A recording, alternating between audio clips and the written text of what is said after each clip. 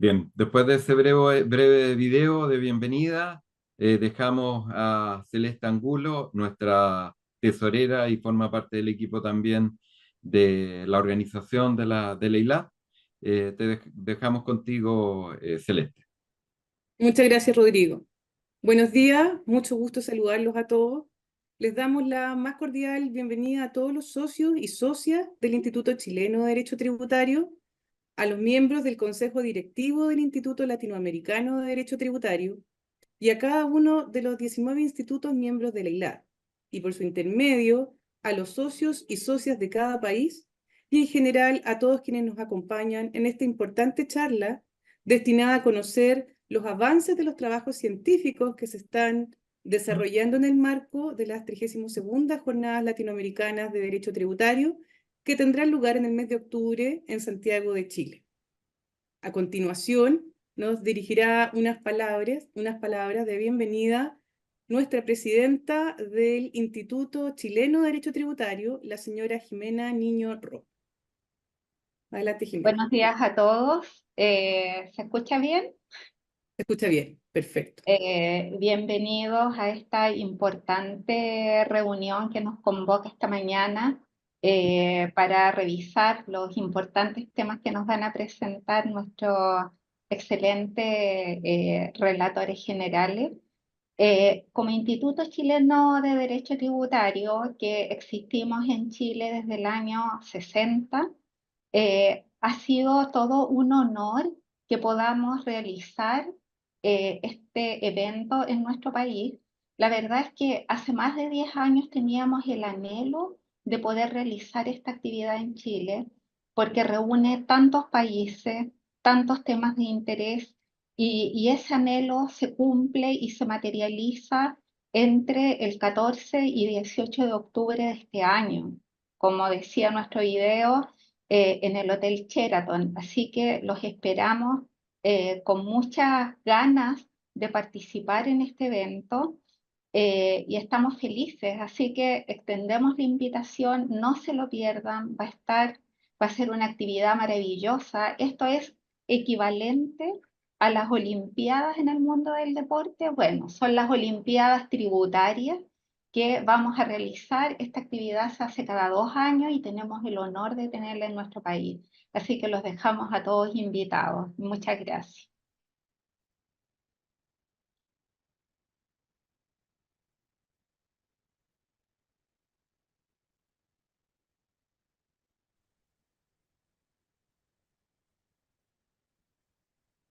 Está con, Ahí está, mu- ahí estoy, perfecto. Muchas gracias, Jimena, por tus amables palabras de bienvenida.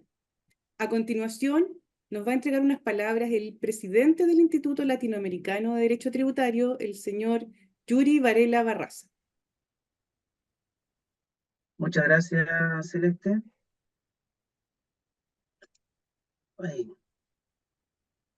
bueno, la más cordial bienvenida a todos también.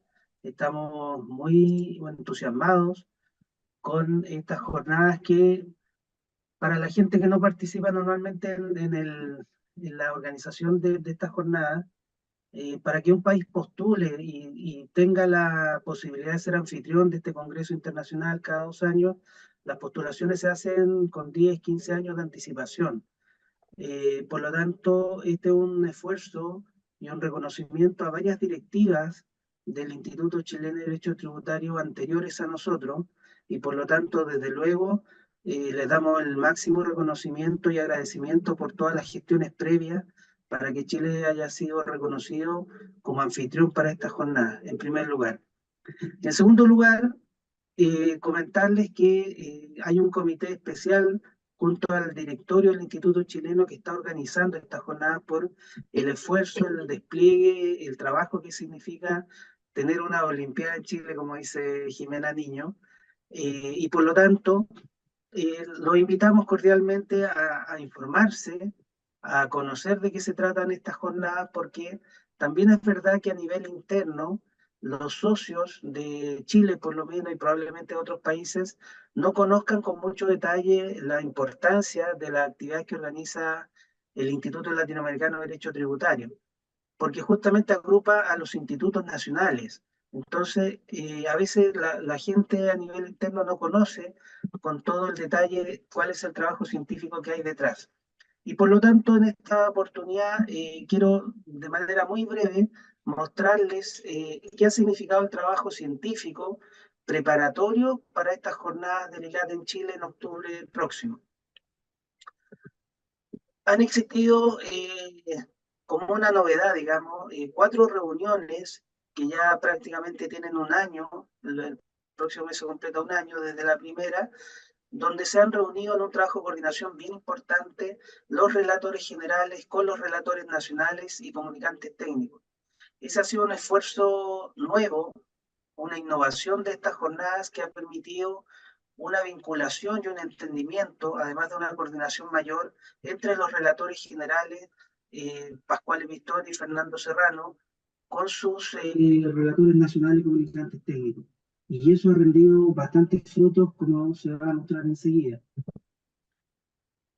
Las relatorías que se han recibido han sido de un gran número de países, de 15 países, que es un número muy importante. Yo creo que junto al tema técnico, al relator general, ya que Chile es un país sede, ha despertado mucho interés académico, científico, profesional, estos trabajos preparatorios. Y a nivel de comunicaciones técnicas se han recibido de 11 países, tanto para el tema 1 como para el tema 2, que los vamos a explicar enseguida. Por lo tanto, eso ya da un marco importante del volumen, la intensidad y el alcance de los trabajos científicos que ya se han desarrollado. Total de relatorías nacionales recibidas son 27, total de comunicaciones técnicas 77. Es decir, contamos con una cantidad de trabajo de 104 artículos técnicos de máxima actualidad e interés, ¿vale? Hay otro tema muy importante que ¿por qué? Porque nos interesa mucho el diálogo, las distintas miradas, los puntos de vista hacia los fenómenos del derecho tributario local e internacional, tanto de los Yuri, especialistas. perdona que te interrumpa. ¿Puedes subir un poquito tu volumen porque no te escuchamos bien? Eso. Ok. Voy a hablar un poquito más cerca de la cámara. Ya, porque la ¿Vale? audiencia está comentando Entonces, que no escucha. Sí. no escuchan. Sí. Lo que quería comentar es que en Chile estamos haciendo un esfuerzo porque esto se reconozca como una actividad público-privada. Y en ese sentido, ya contamos con el patrocinio de 3 instituciones de primer nivel en Chile, como es el Servicio de Impuestos Internos, que es un equivalente a la DIAN en Colombia, a la FIP en Argentina, a la Agencia Tributaria Española, con algunas diferencias, por supuesto, a SUNAT en Perú, etcétera. Por lo tanto, la institución tributaria principal de nuestro sistema, que es este organismo público, va a ser patrocinador de este congreso, ¿vale? Eso es una señal muy importante para nosotros de reconocimiento y apoyo al éxito de esta actividad, y por lo tanto nos interesa que conversen las distintas miradas y las distintas formas de entender el derecho tributario junto a todas sus complejidades. También contamos con el patrocinio de la Defensoría del Contribuyente, que es una institución bastante reciente en el sistema tributario chileno, pero que poco a poco ha ido ganando espacio y se ha ido conociendo y fortaleciendo esta institución. Y también contamos con el patrocinio de la Asociación Nacional de Magistrados y Magistradas del Poder Judicial, que son los tribunales tributarios aduaneros en Chile, que son los órganos jurisdiccionales que resuelven las diferencias entre los contribuyentes y la administración tributaria. Por lo tanto, eso ya da una muestra del alcance y el interés que está despertando estas jornadas del ILAT en Chile, y que ya contamos con este importante patrocinio. Bueno, sin más que decir, los dejamos cordialmente invitados a informarse, a conocer las actividades que se van a desarrollar. Ahí está la página web y, por supuesto, los esperamos a todos en octubre y ahí nos contaremos. Un abrazo. Muchas gracias, Yuri, por compartir tan relevante información. Siguiendo con el programa, le solicitamos a nuestra audiencia que las preguntas que deseen formular a los expositores sean remitidas a través del chat de la aplicación.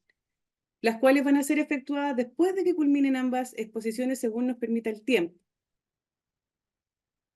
A continuación, damos la bienvenida al relator general del tema número 1, el profesor doctor Pasquale Pistone, quien es especialista en Derecho Tributario Internacional de reconocida trayectoria y que tiene innumerables publicaciones con trabajo científico a lo largo de su carrera académica.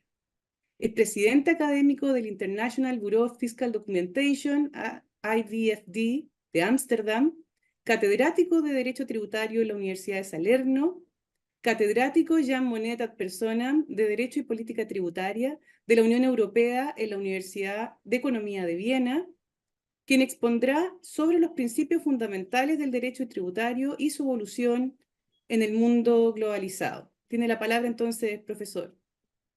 Muchísimas gracias, es un placer para mí estar con todos ustedes y espero que se me pueda escuchar bien. Yo normalmente hablo bastante fuerte, pero bueno, a veces nunca se sabe cómo funcionan las cosas. Y ahora voy a compartir mi pantalla con ustedes y espero que ahora tendría que verse la pantalla integral con el PowerPoint. Entonces, es como justamente lo ha dicho el presidente Yuri Varela, hemos llegado casi a las jornadas, a las 32ª jornadas del ILAT, pero hemos hecho ya un camino bastante largo con los colegas, como bien lo ha dicho, de 15 países que han presentado ponencias nacionales en el tema 1 y los demás trabajos que se han presentado en el tema 1 como comunicaciones técnicas. La idea de la comunicación técnica conforme a la tradición del ILAT es que se puedan tratar temas puntuales. La idea es que las ponencias nacionales puedan seguir todo el contenido y la estructura de las directrices que he redactado hace más que un año y que hemos discutido a lo largo de las 4 reuniones. Todo se ha realizado en simetría completa con el tema 2, con el colega Fernando Serrano. Ni él ni yo somos latinoamericanos, pero podemos decir que tenemos un cariño especial a Latinoamérica en lo que se refiere a mí. Mis primeras jornadas de derecho tributario latinoamericano han sido en Lima en el año 93.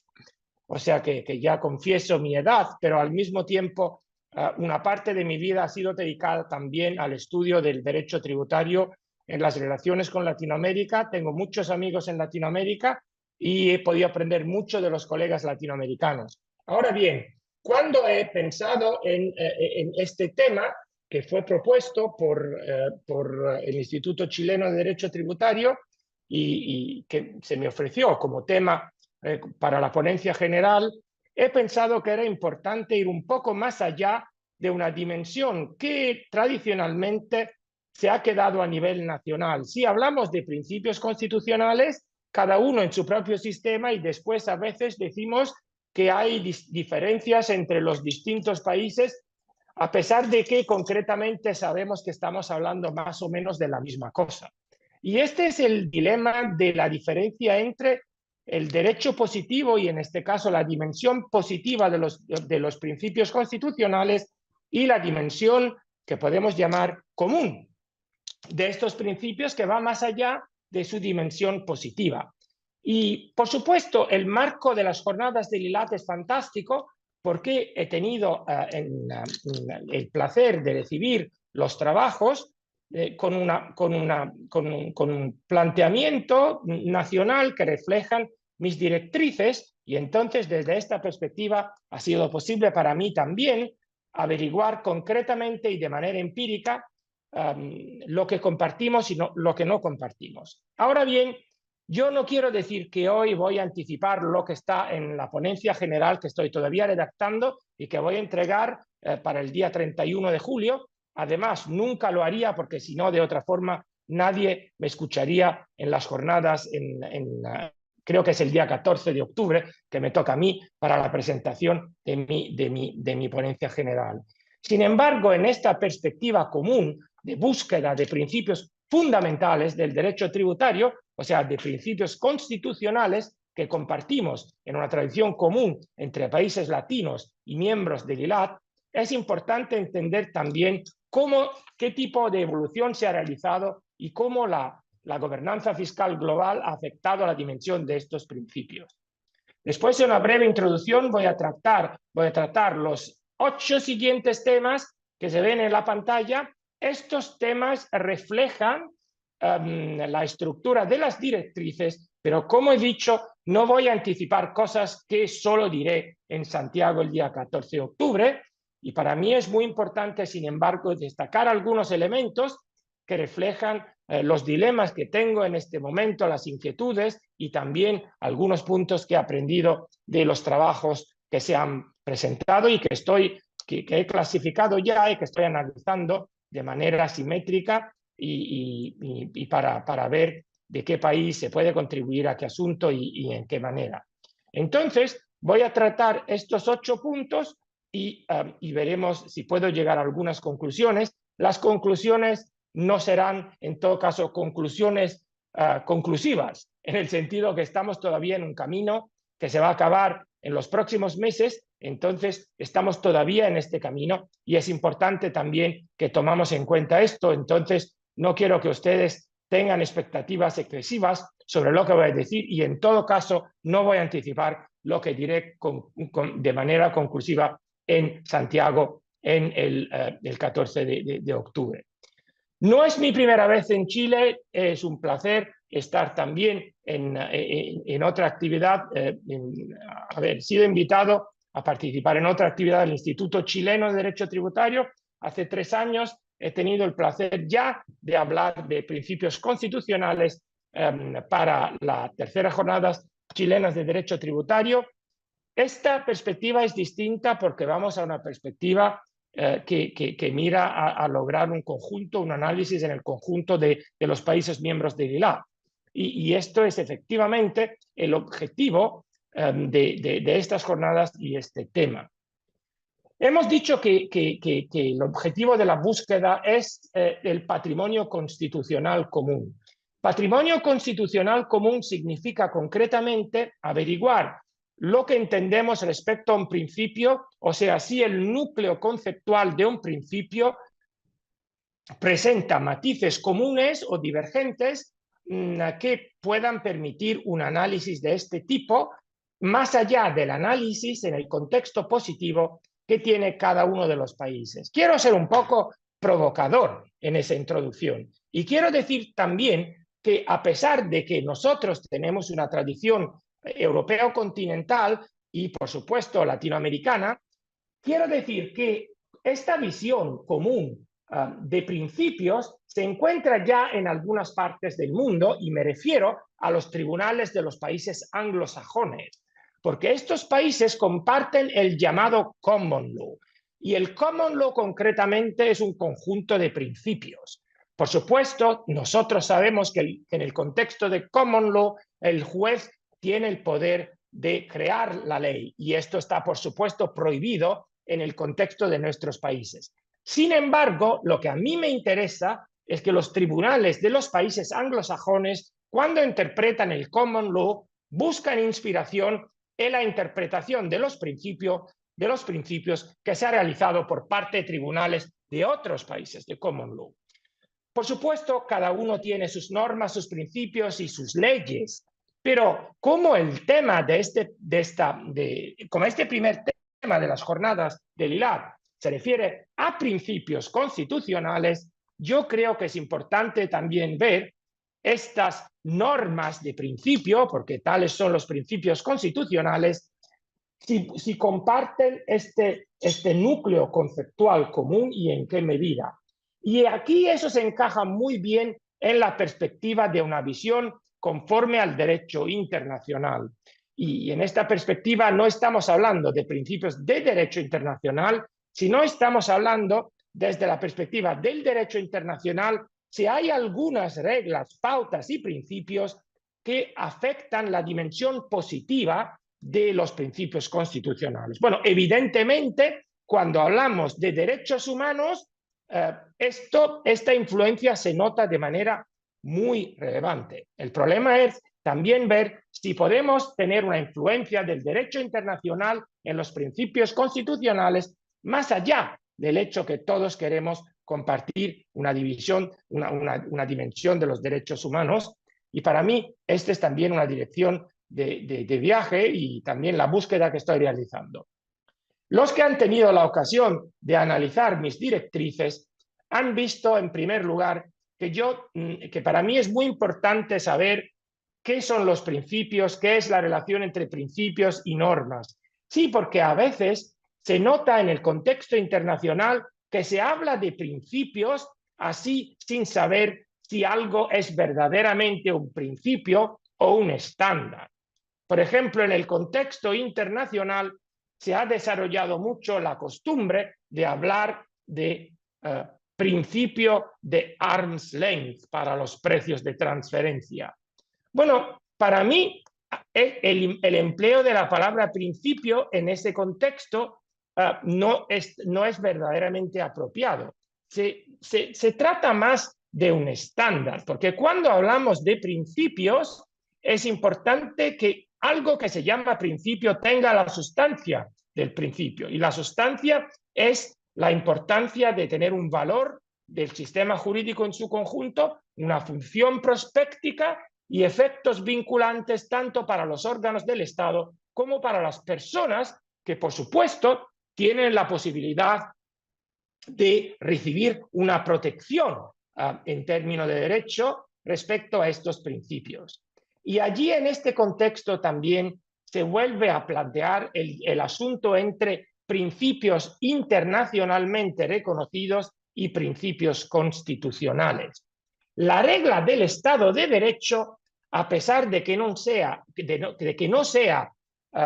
derecho internacional, que sea una costumbre internacional, tiene una relevancia a nivel internacional bastante importante. O sea, cuando hablamos de regla del Estado de Derecho, sabemos qué significa que cada sujeto tiene un derecho a remedios efectivos y que también hay que ir un poco más allá del principio de legalidad y hay que se puede también cuestionar la formulación de las leyes por parte del legislador mismo.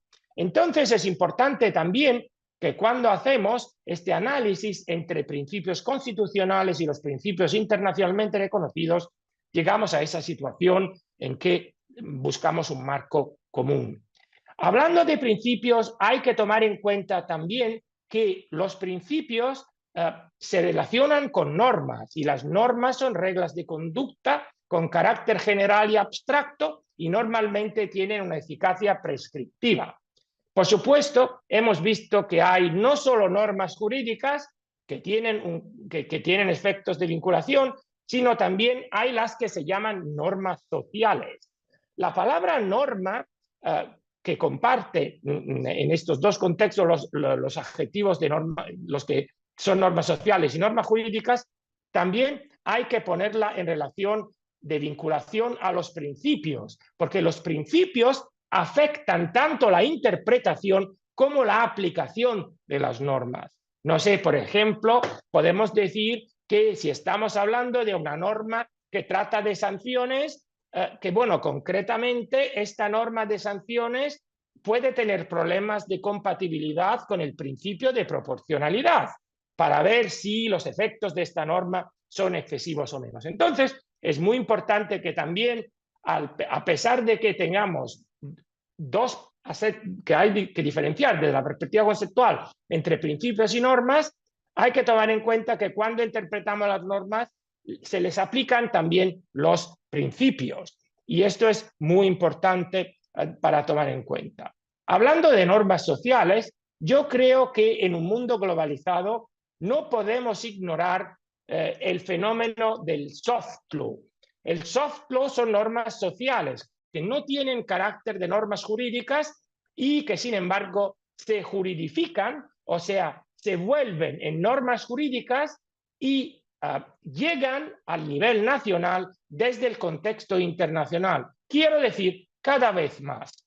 Y ese es un elemento muy importante, porque tenemos principios que tienen su dimensión nacional y que expresan valores fundamentales de la comunidad, entre los cuales se encuentra el no taxation without representation, o sea, el principio de que la comunidad pueda dar su consentimiento a la imposición y que al final se vuelven en principios formales porque los parlamentos aprueban normas cuyo contenido ha sido determinado a nivel internacional o también supranacional en lo que se refiere a la Unión Europea. ¿Por qué lo hacen? Lo hacen porque en este momento es también importante tomar en cuenta el ejercicio de soberanía de manera coordinada. Sin embargo, para mí, este equilibrio entre normas y principios es fundamental cuando buscamos esta dimensión común, constitucional común y marco constitucional común. Aquí planteo algunos dilemas que son mis dilemas actuales y que estoy trabajando en mi ponencia general. Como ya lo he dicho, el presidente Yuri Varela se puede quedar tranquilo que no voy a anticipar lo que estoy trabajando. Sin embargo, los dilemas sí los puedo plantear, porque concretamente tenemos que preguntarnos si un principio sea verdaderamente capaz de aplicarse sin una norma correspondiente. Y aquí se puede contestar a esta pregunta de formas distintas, porque en los países de common law eso se puede hacer, pero en los países de nuestra tradición y de tradición de la normalmente hay una correspondencia entre principios y normas, y los principios constitucionales a veces se implementan en el contexto del derecho tributario, y el problema es también que esta es una dimensión muy dudosa en ausencia de una norma. Hay que pensar también que en algunos países, por lo que emerge de las ponencias nacionales, hay una diferencia entre principios constitucionales. Algunos se consideran como principios fundamentales, otros se consideran como principios constitucionales, pero que no atañen a las herramientas del sistema del ordenamiento constitucional. Y a veces hay situaciones en que a los principios fundamentales se le otorga a nivel internacional un toque de monismo y a los otros una situación de dualismo. Y también es importante entender que la interpretación de los principios y de sus corolarios puede tener distintas matices en presencia y en ausencia de normas y puede plantear distintos límites. Vamos a ver un poco más sobre la dimensión positiva y el marco conceptual de los principios.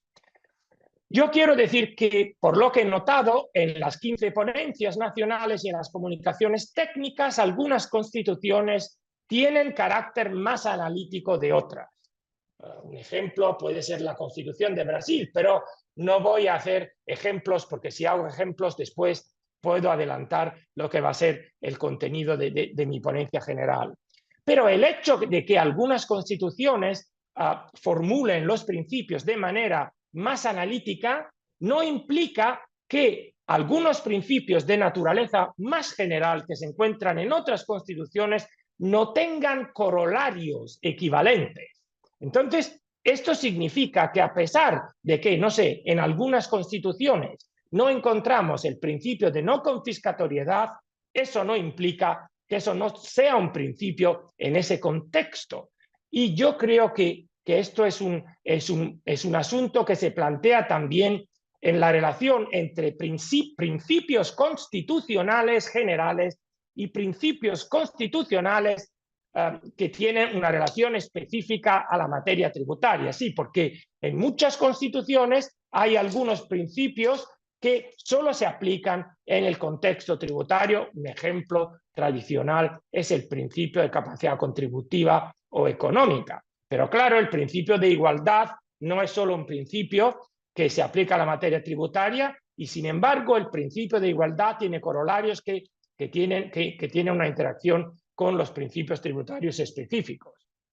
Otra cosa que he notado es que algunos principios están formulados de la misma manera, pero al final no tienen el mismo alcance. Y esto es el resultado de la interpretación.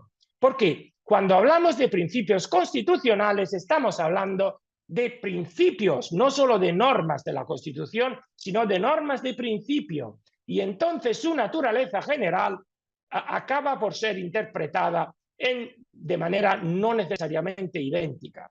Y esto es un elemento muy importante porque es el resultado del trabajo de interpretación de los tribunales constitucionales. Por lo que resulta el rol de la función de interpretación de los tribunales constitucionales es absolutamente específica, y entonces ningún otro tribunal puede decir lo que dice la Constitución, ningún otro que no sea el Tribunal Constitucional, y por esto, en la medida en que un tribunal admita una justificación que pueda ir en la dirección de la protección más intensa del interés del Estado, del contribuyente, esto después tiene consecuencias en el alcance de este principio, y entonces en cada país esto puede ser distinto.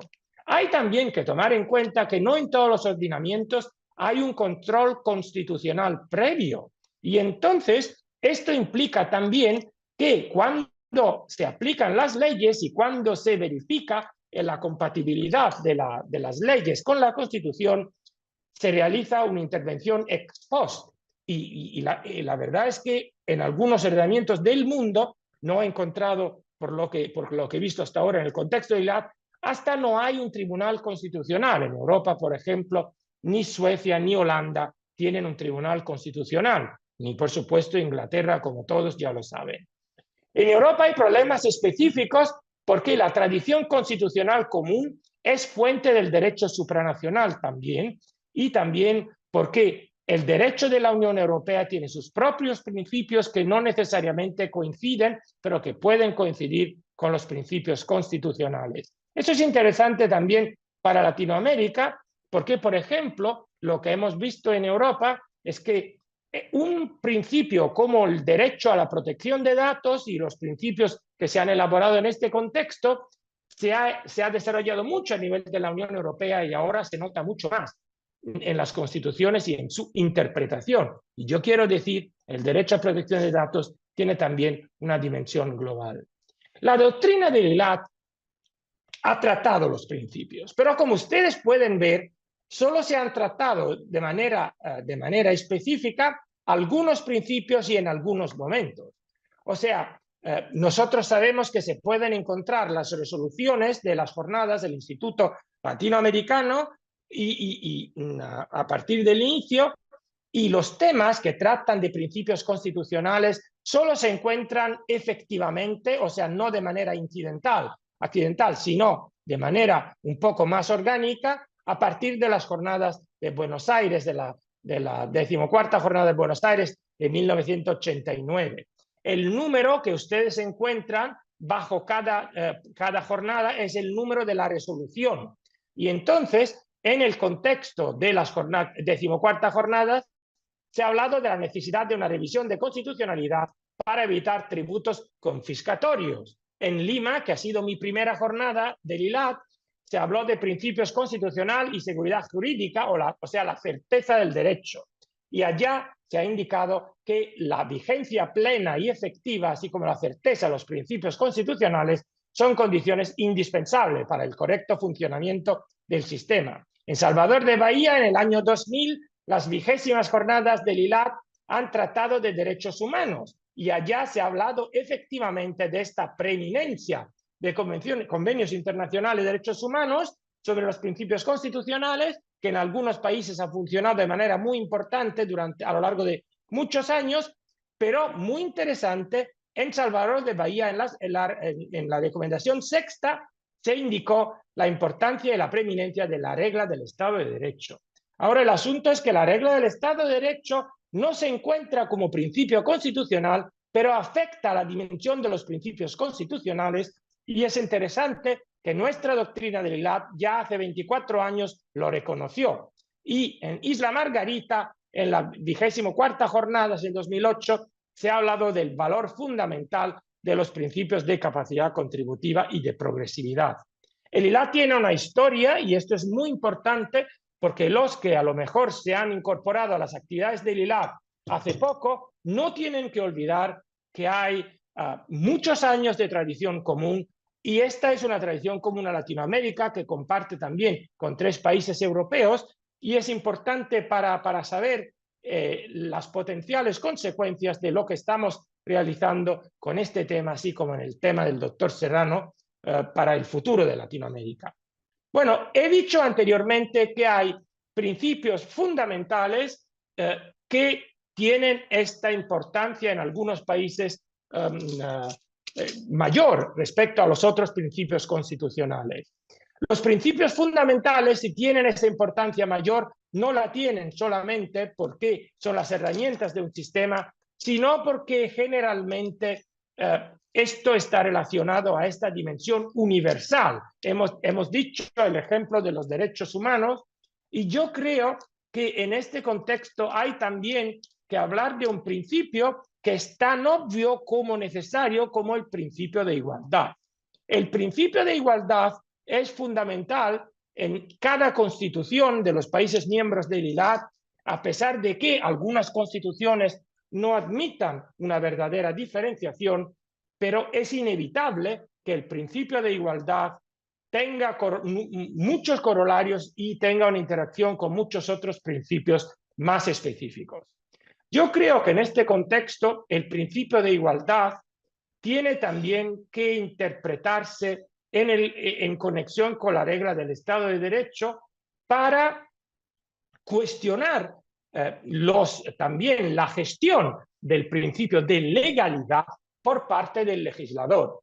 He indicado en este contexto que no solo hay la obvia dimensión estática del principio de igualdad frente a la ley, sino que también hay una dimensión dinámica respecto a la posibilidad de utilizar los tributos para lograr fines extrafiscales. Claro, el problema de los fines extrafiscales hay que tomar en cuenta que se necesita un equilibrio entre principios constitucionales, porque, por ejemplo, si queremos hablar del derecho al desarrollo económico, el derecho a la protección del ambiente o medio ambiente, esto normalmente tiene una justificación constitucional.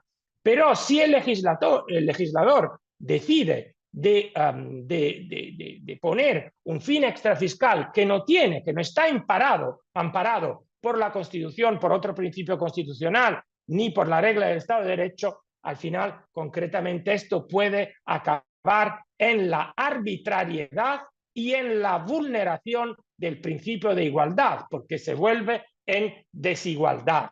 Y yo creo que estos son asuntos, tengo varios ejemplos que he visto en los trabajos y que tendré el placer de presentar concretamente cuando estaremos en Santiago el día 14 de octubre, pero yo creo que es muy importante tratar de estos asuntos, porque a veces se nota en los trabajos que los ponentes y comunicantes cuestionan la verdadera naturaleza o la justificación que se ha otorgado, porque a veces se dice que hay demasiada tolerancia para las decisiones del legislador que a veces pueden ser arbitrarias y que vulneran a veces los derechos fundamentales.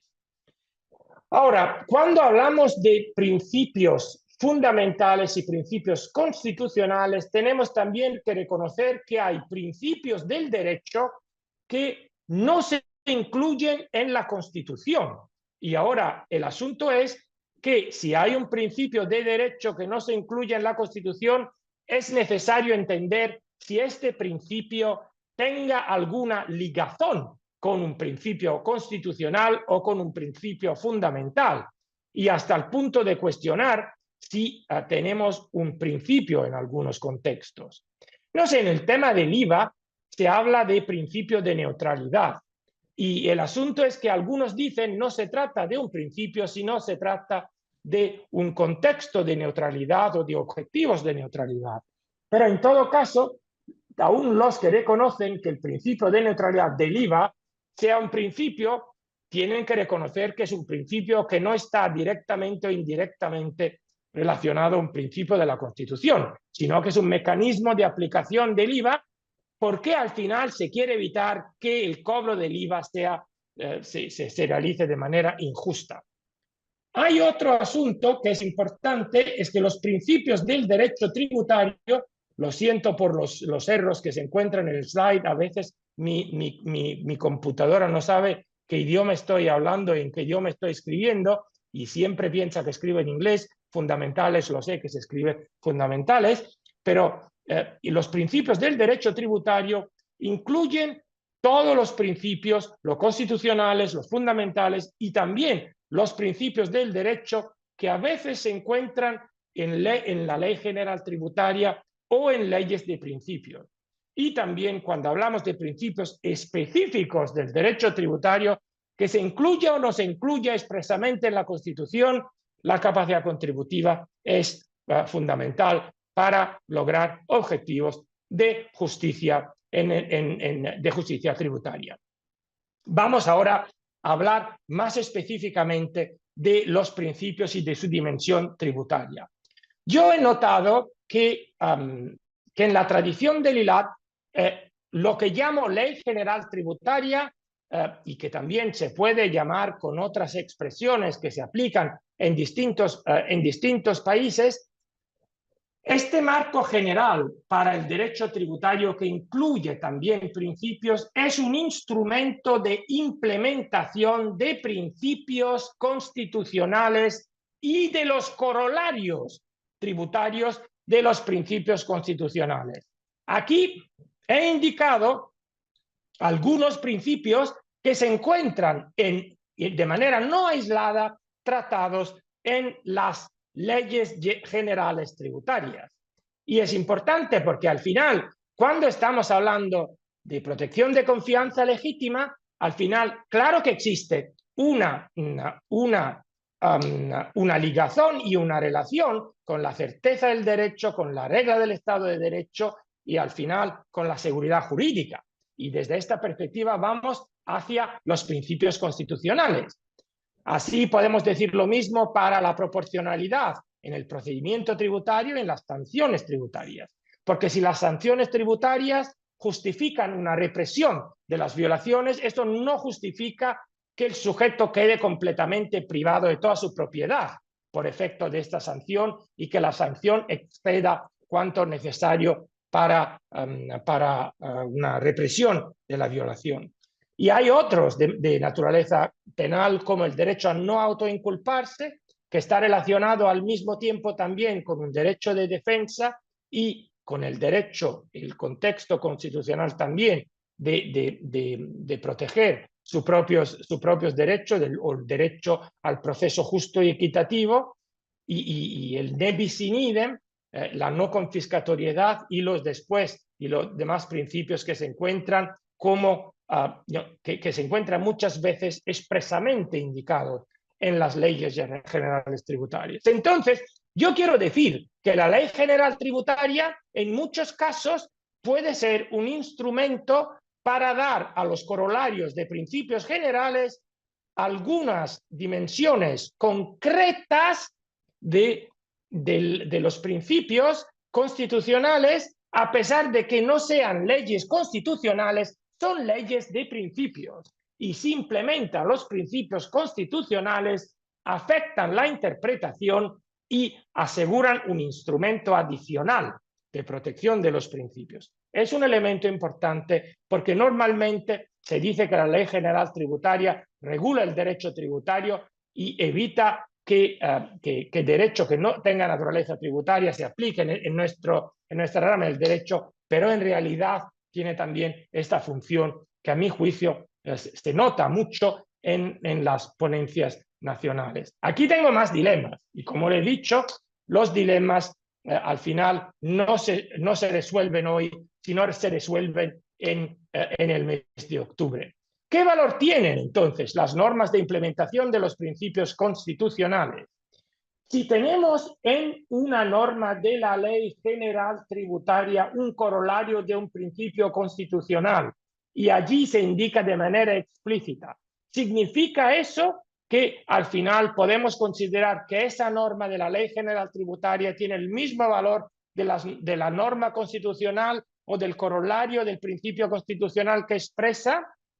Otra solución sería de decir que al final tienen un valor inferior a las normas constitucionales, a menos que se indique concretamente la relación con este principio constitucional, y significa que la interpretación de esta norma se tiene que realizar en el marco conforme con la interpretación del principio constitucional.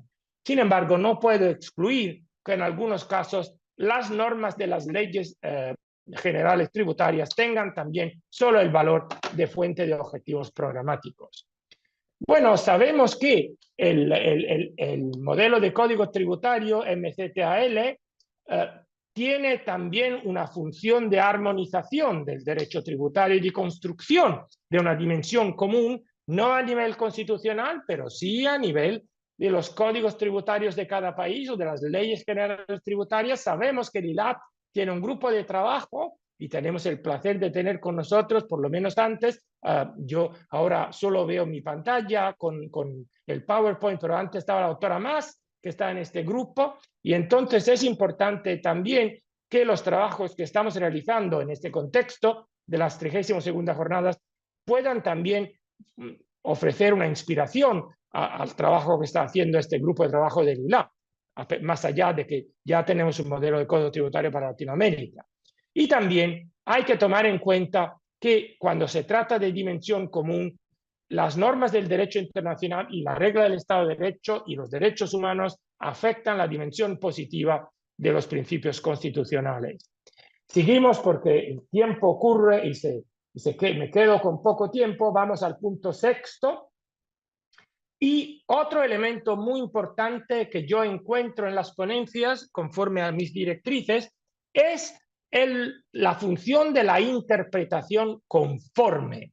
La interpretación conforme significa que, sí, y lo siento, aquí hay otro error de español, que entre los posibles significados de las normas jurídicas, la interpretación conforme realiza un contexto en que la interpretación de una norma jurídica tiene que realizarse de manera que no vulnera los principios constitucionales, porque si se adopta una interpretación que está en conflicto con los principios constitucionales, se puede ir al Tribunal Constitucional para eliminar esta norma. Entonces, hay que plantearse si es importante fomentar la interpretación conforme, si hay que admitirla, porque algunos dicen, no, esto es para el Tribunal Constitucional y yo no puedo ir hasta este punto, y claro, o sí es necesario. Entonces hay estas tres perspectivas, y también algunos dicen que no solo se tiene que realizar una interpretación conforme secundum legem, o sea, en conformidad con la ley, ni solo cuando la ley no regula algún asunto, pero también, y esto, como ustedes se darán cuenta, aquí yo tengo muchas dudas, contra legem, porque al final concretamente tiene una función de interpretación con abrogación, pero para mí esto es muy difícil y es muy difícil también para la tradición del ILAT.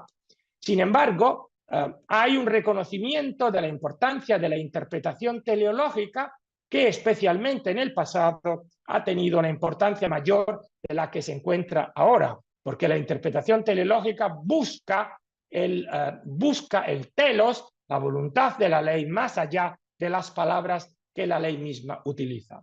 Y aquí volvemos, y aquí es como una indicación de varios principios, estos principios que hemos mencionado más veces, el principio de igualdad, como he dicho, tiene muchas dimensiones y muchos corolarios y muchas aplicaciones. Y yo creo que es importante también tomar en cuenta que el principio de igualdad tiene una dimensión no solo nacional, sino también internacional.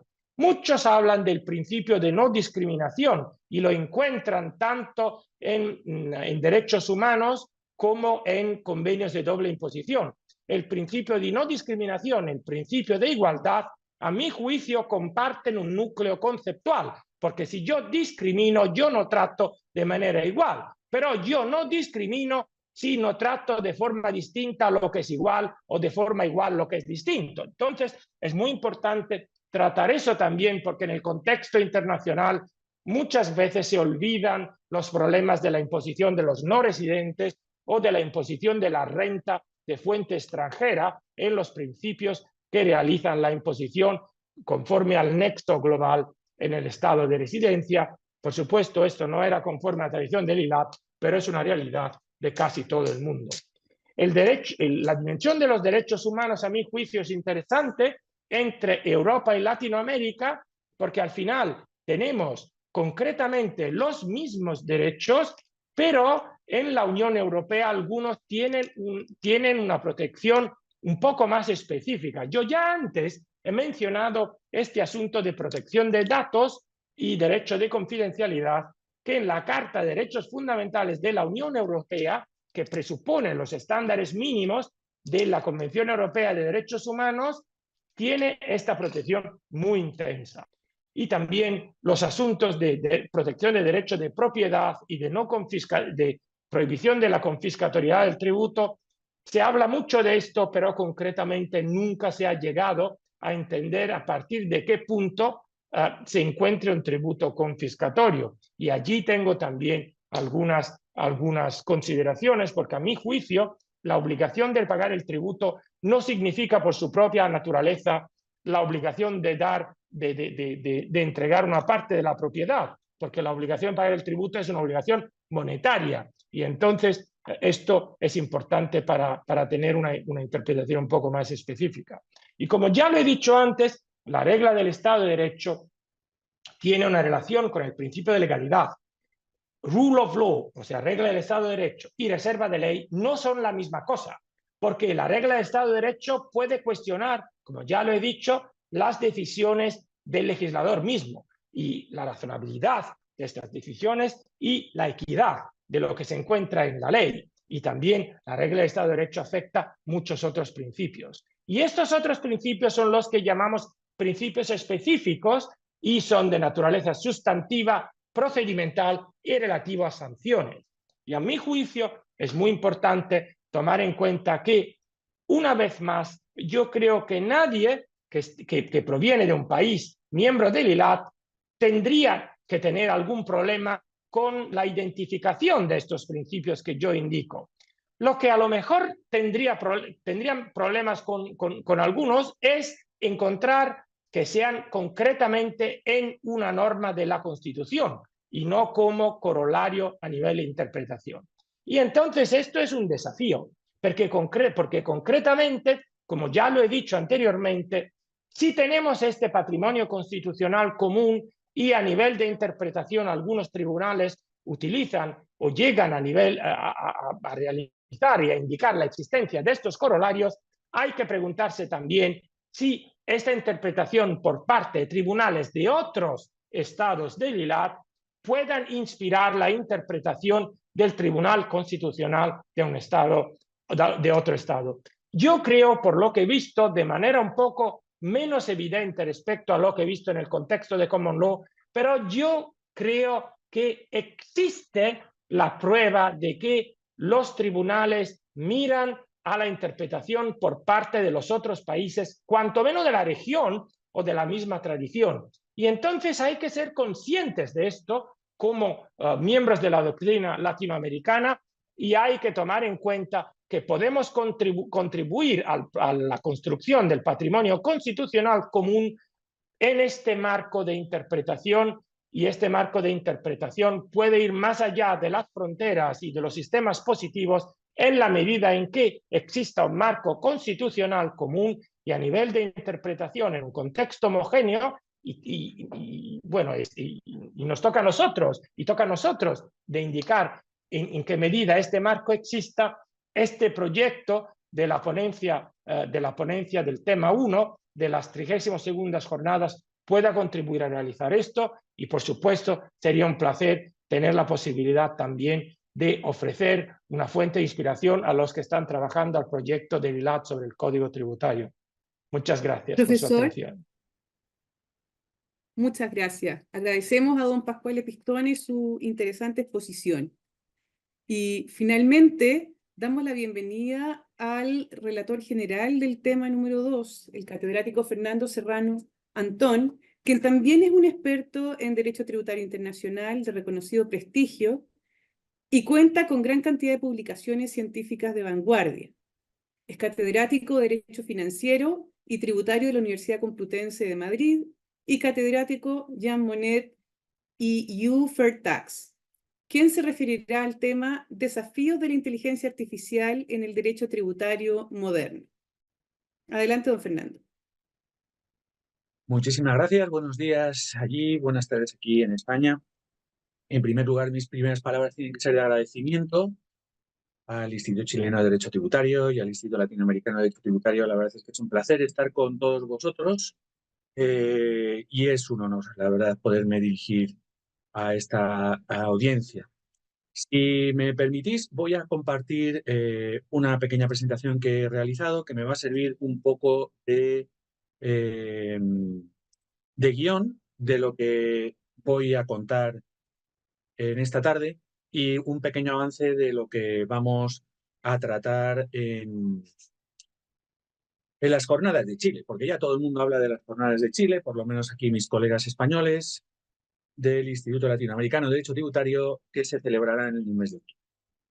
Yo lo que vengo hoy de alguna manera a comentar es, bueno, dónde estamos en relación con el trabajo, el tema que nos han asignado, que no es otro que los desafíos de la inteligencia artificial en el derecho tributario moderno y bueno, pues ver que estamos muy satisfechos, como vamos a tener ocasión de ver, por el lugar y el tiempo en el que nos encontramos y bueno, prueba de ello será un poco esa revisión un poco de estos asuntos.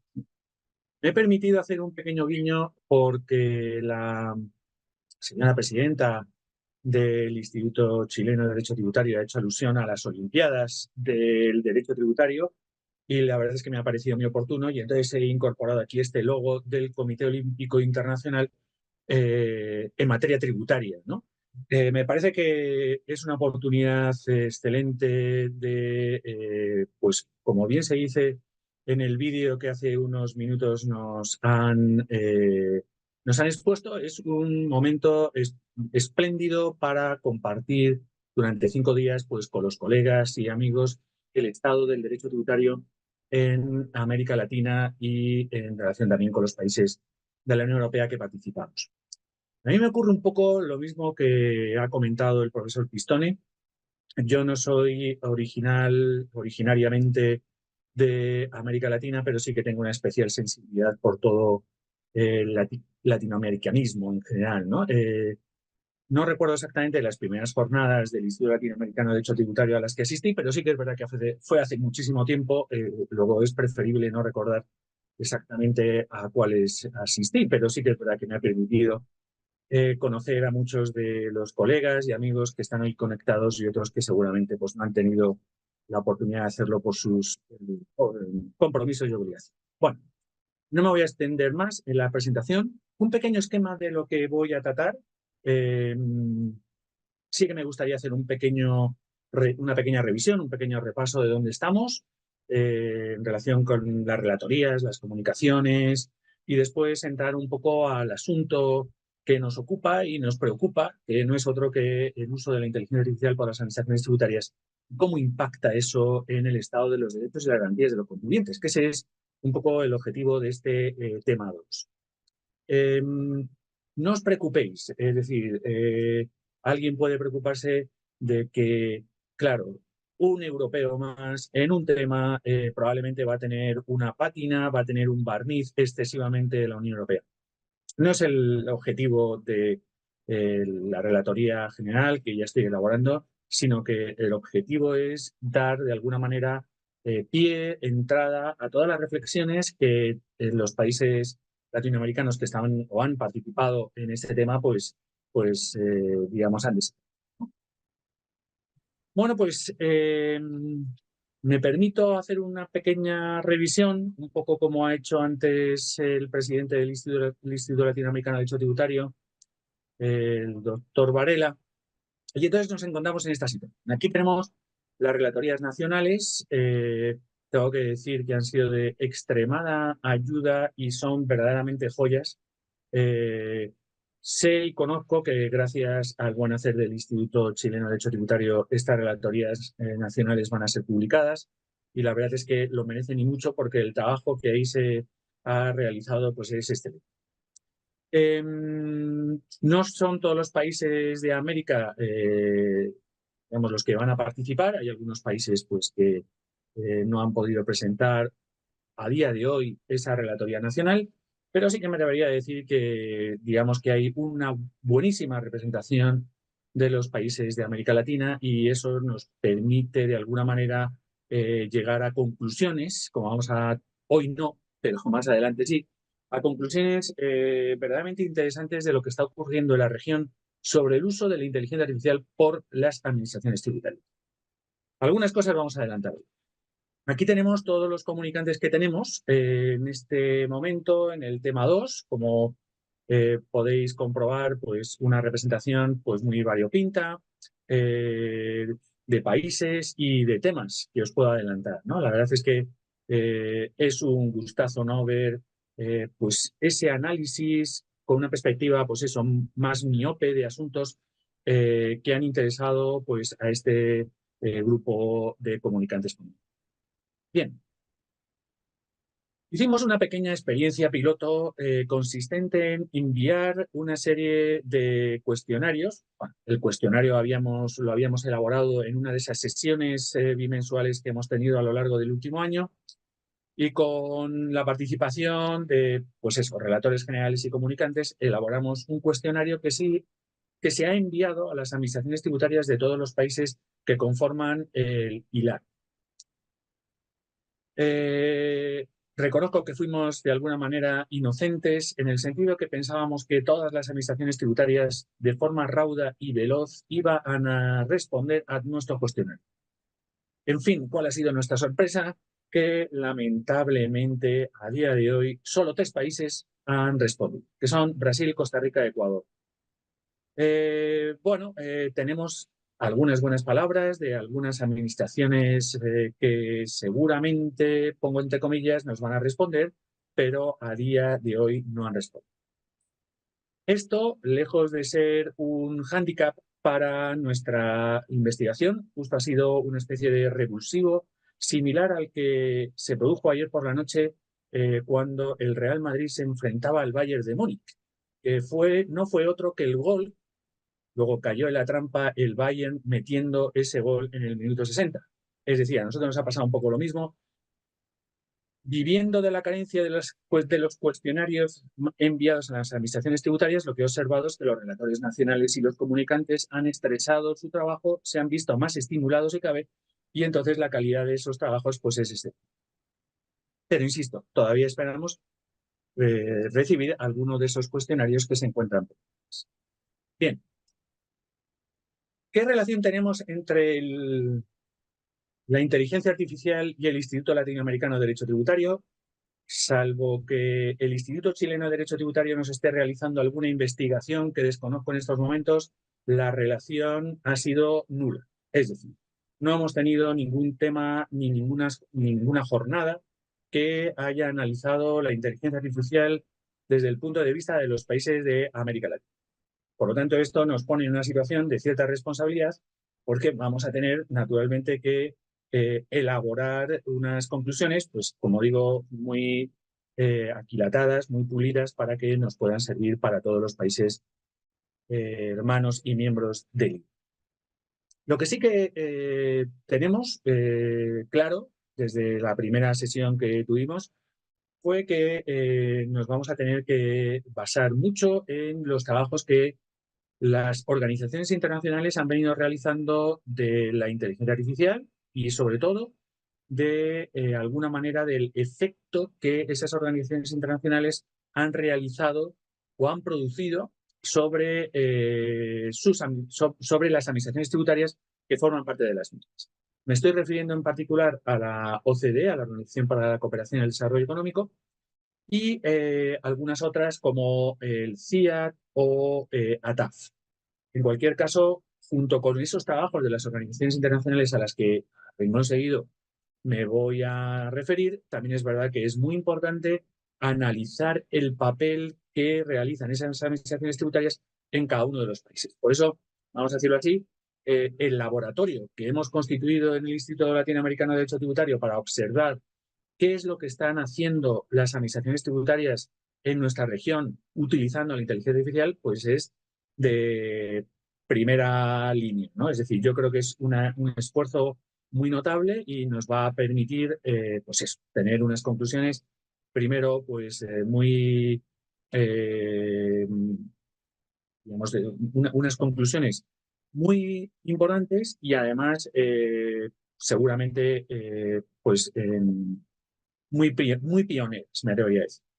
Y además hay otra cosa que yo creo que sirve un poco de conclusión a esta primera diapositiva, y es que no podemos mirar para otro lado, ¿no? La inteligencia artificial, el uso de técnicas de datos, el uso de técnicas de, pues eso, técnicas estadísticas de uso masivo de datos, esto no es flor de un día. Esto ha venido para quedarse y esto es algo que nos vamos a tener que acostumbrar y cuanto antes lo hagamos, pues muchísimo. Bien, nosotros, un poco cuál es el estado de la cuestión, ¿no?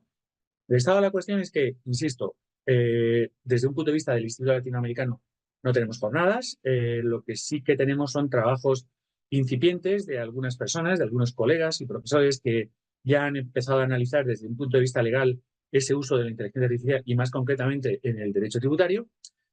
Y lo que tenemos también son trabajos de las organizaciones internacionales. Por parte de los estados, en general, lo que hemos observado ha sido un cambio en la comunicación. Es decir, hemos observado que ha habido una evolución. La evolución ha sido que si nosotros nos remontamos al año 2017 y lo comparamos con lo que está ocurriendo a día de hoy, es seguro que se está aplicando la inteligencia artificial, uno, pero en esa política de comunicación lo que hemos visto ha sido una evolución en el sentido de negar el uso de la inteligencia artificial cuando estamos en una relación o en un procedimiento de carácter tributario. Las administraciones tributarias, digamos que no se mueven con comodidad cuando ante un contribuyente se le dice que su procedimiento de liquidación, de control o inspección ha sido iniciado, elaborado, terminado por parte de técnicas de inteligencia artificial. Esto por varias razones, pero por una de ellas, pues seguramente tiene que ver con el mayor control jurisdiccional que probablemente se tiene que realizar a partir de ese momento. Por lo tanto, bueno, yo creo que es bueno identificar dónde estamos y es bueno, pues eso, identificar que las organizaciones internacionales tipo OCDE, CIAT, IOTA, ATAF están realizando, pues eso, un trabajo importante, sobre todo de estímulo al uso de la inteligencia artificial por parte de los estados correspondientes y de sus administraciones tributarias, pero por otro lado también hay que tener en cuenta que hay, de alguna manera, una política de comunicación muy diversa a la que tan solo hace 5 años se estaba llevando a cabo. Ahora los estados no sacan pecho, no se vanaglorian de que están utilizando la inteligencia artificial, sino que seguramente lo están utilizando digamos, hacia el interior y no hacia los contribuyentes, ¿no? Bien, algunos apuntes para saber un poco, es un poco el objetivo, naturalmente, de hoy es poner todos los problemas sobre la mesa y luego, con muchas dudas, pues trataremos de ir analizando de cara al futuro, pues eso, qué soluciones se han ido dando por parte de todos los estados. Yo creo que hay que poner, digamos, en valor lo que están haciendo las administraciones tributarias, porque de esa manera después también vamos a tener que poner mucho más en valor cuál es el estado de los derechos y de las garantías de los contribuyentes como consecuencia del papel y del rol que están realizando, como digo, esas administraciones tributarias.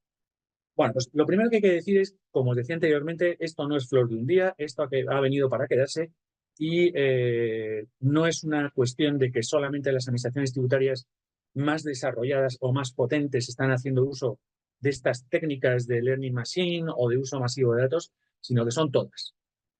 Yo me atrevería a decir que no solamente serían las administraciones tributarias de carácter nacional, sino también administraciones tributarias de carácter regional, sobre todo cuando tienen de alguna manera un cierto presupuesto y han venido trabajando sobre el asunto desde hace algún tiempo.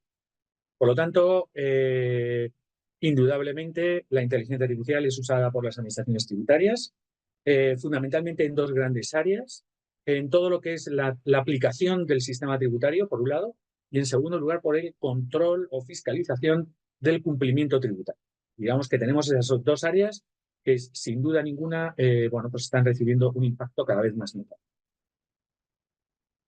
Otra cuestión que yo creo que también está identificada y que tampoco, digamos, nos permitiría mirar para otro lado es que no solamente, como os he dicho anteriormente, este tipo de técnicas han venido para quedarse, sino que además es que su uso es cada vez más creciente. Y además las áreas en las que se están aplicando pues son áreas que en un primer momento pues estaban muy delimitadas y en estos momentos ese uso es muy extensivo e intensivo al mismo tiempo. Acordaos que seguramente desde hace algunos años en las administraciones tributarias de vuestros países seguramente ya se podía pagar los tributos de forma electrónica. Yo recuerdo que prácticamente hace más de 20 años que se incorporó el pago pues, a través pues, de tarjetas de crédito, de transferencias bancarias, etcétera, etcétera. El uso del dinero totalmente desaparecido. Pero junto con ese pago de tributos, digamos, una primera iniciativa pues también tenía que ver con asistencia al contribuyente, con la presentación de declaraciones online, con el uso, acordados de los pendrives, etc. Esto es una fase ya totalmente superada. Ahora mismo estamos en otro punto. Es decir, esto probablemente sirvió en unas primeras instancias, en unas primeras fases. Ahora estamos en una situación mucho más elaborada. Siguiendo de alguna manera los trabajos de un documento que yo creo que es muy interesante, que se llama, perdón por el anglicismo, Tax Administration 2023. Ahí ya nos van dando una serie de datos que yo creo que son muy relevantes y que a nosotros pues, nos debe de alguna manera estimular al análisis de todo esto.